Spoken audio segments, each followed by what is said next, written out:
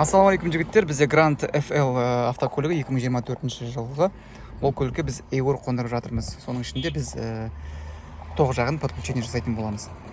Так, ең алдымен бізде EUR дайын тұр. Қалай қою керек, не істеу керек, оны менен сұрамаңыздар. Маған осылай қойылып келді.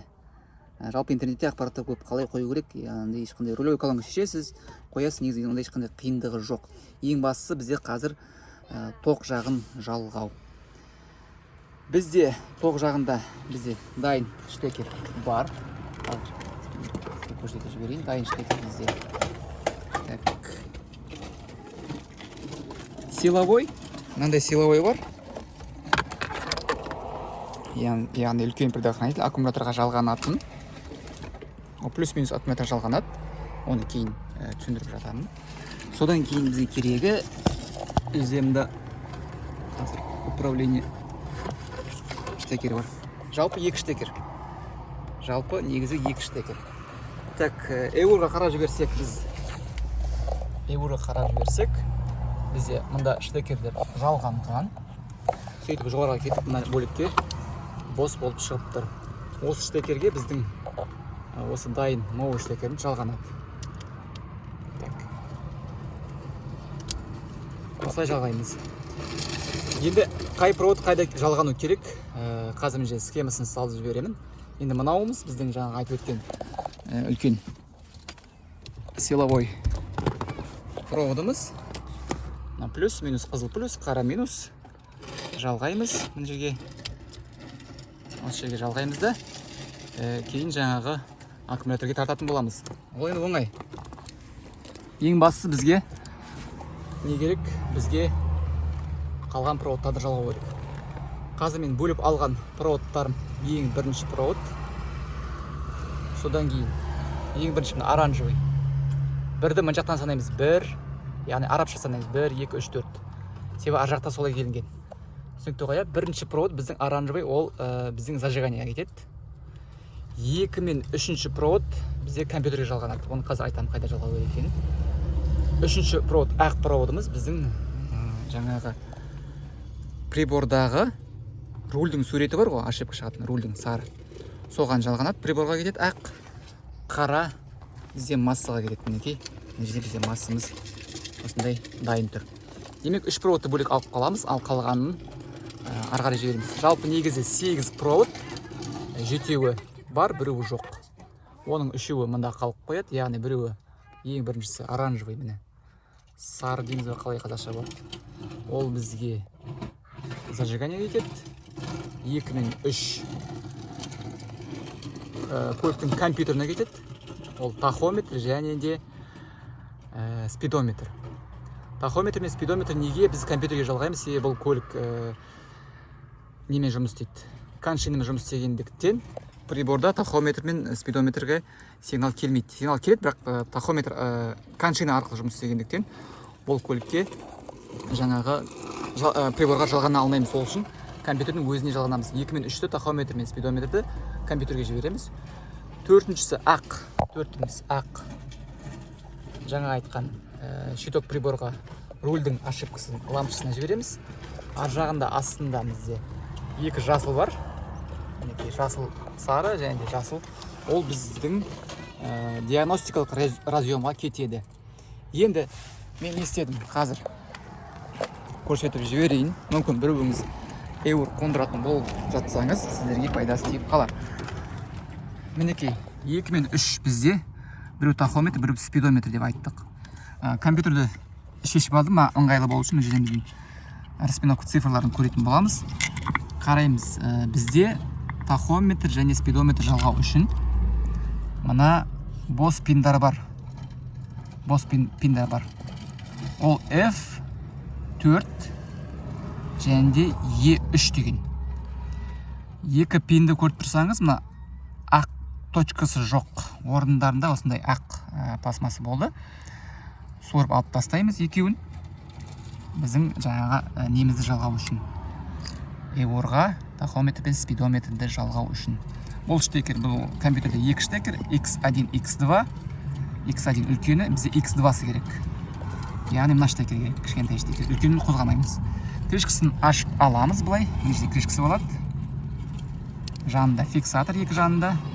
Фиксаторын ашып, бүйтіп суырып аламыз. Енді F деген не, F4 деген не, E3 деген не, соны қайдан білеміз? Мына жерден қарасақ, бізге қазір көріне ме, көрінбей ме? Көзбен қарасаңыз түсінікті болады барлығы.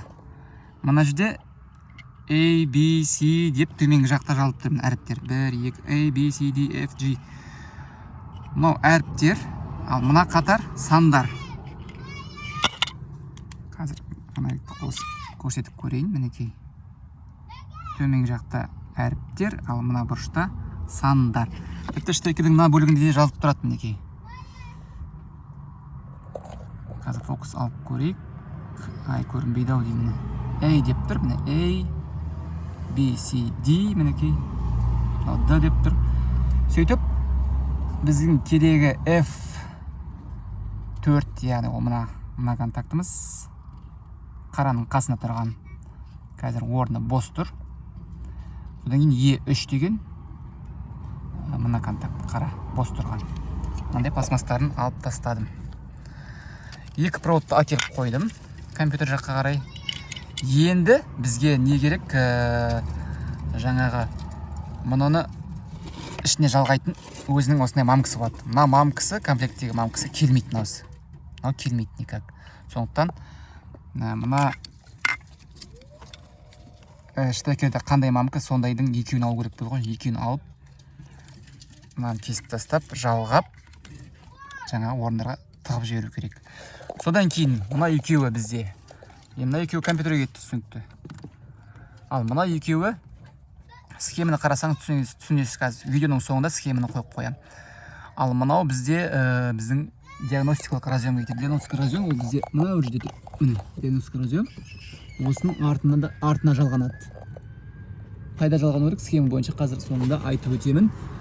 Түсінікті ғой, бұның штекерді келмейді. Келмейді сияқты, бұл штекер басқаша сияқты. Компьютер жағы осылай жалғанады. Содан кейін приборды айтып өттім. Прибор не үшін? Жаңағыдай сары лампочка жанып тұру үшін, ошибка болу үшін. Мына жерде хомут болады, хомутты алып тастаймыз. Содан кейін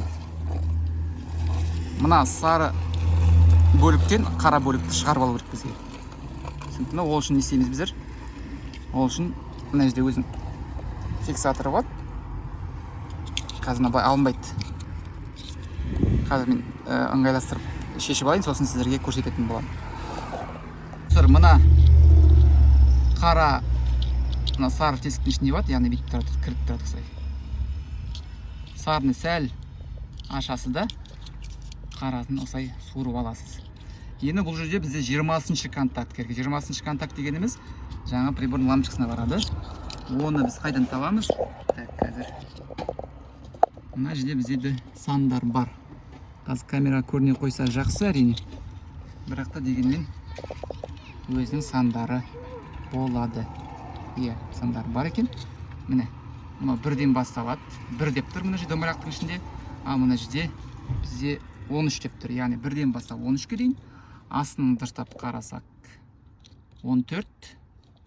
14 па? 14-тен 26 дұрыс қойын. 13 болса 26. Бай тұрса бізде бірден бастап 13-ке дейін 14. Бізде 20-шы контакты тауып аламыз. 20-шы контакты алып қарасақ, ол бос болу керек. Мынау бізде 14 болса, 15, 16, 17, 18, 19, 20. 20 бізде бос. Бұл жерге де біздің проводтың мамкасы келіспейді. Сондықтан дәл осындай пин алу керек болады. Мамка пинді алып, тоқ етіп салатындай. Түсінікті деп ойлаймын. Так, содан кейін ағымыз приборға кетті. Мынау зажиганиедан мына предохранительдерге жалғануға болады артынан. Егер грамотны болсын десеңіз, шешіп артынан жалғап. Мына бос орындар көп қой, бос орындар. Бос орындардың біреуіне жалғап, питаниесін алып, басқа жерге жалғауға болады. Бұл жерде қалай істеген? Бұл жерде мысалы қараңыз. Қазір мен былай істеп қойайын. Предохранительдің орны мінекей екеуіне салатын. орын деп есептесек, мына келіспеуі де мүмкін. Сосын жаңағы мына проводты қасында бір питание зажиганиеден жалғаған кезде, ол кезде мына проводта бізде бірге келіп тұр. Көбісі бірге жалғанып тұр. Мынадан питание беріп, мына питание шығарып болады, мында предохранитель тұрады. Так, зажиганияға жалғаймыз. Мына бізде минус болып кетеді. Содан кейін жаңағы силовой мыналарды жалғайтын боламыз. Әзірге мен дайындап қойдым, себебі менде қазір қолымда пиндар жоқ, магазиннен сатып алу керек. Пин, мында 2 пин. Диагностикалық разъемға да 2. Мында 1 керек. Ары қарай көретін боламыз.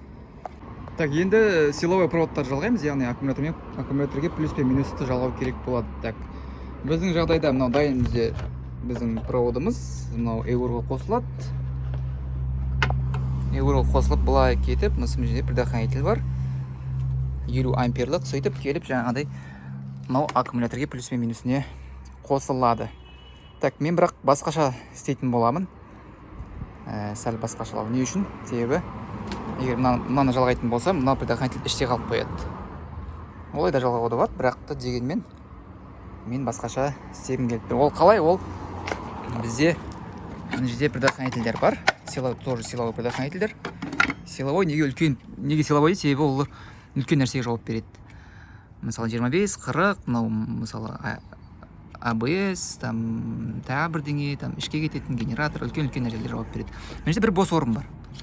Біздің предохранителіміз дәл түседі. Дәл түседі. Мінекей. Және де ол жерде не тұр? Ол жерде плюс тұр. Плюс. То есть мына бөліктің барлығы бізде плюс, ал мына астынан шығатындар шығып, жаңа өзінің потребительдеріне, өзінің тұтынатын нәрсесіне кетеді, яғни АБС, анау деген сияқты. Мен бұла предохранитель қойып қоям, астына пинді мамканы мынадан біреуінен суырып алам. Мынау бізде келмейді. Егер келсе әдемі болады еді, әрине тық етіп кесіп тастау үшін. Бірақ бұл көшке орайынан келмейді. Мынадан бізде екеуін алып тастап, жалғап жіберемін. Дұрыстап. Біреуін мына жерге жалғаймын да, ішке созатын боламын. Сондықтан біздер коробканы жапқан уақытта әдемі ешқандай заводской күйінде қалатын болады. Ешқандай, яғни колхоз болмайды деп ойлаймын.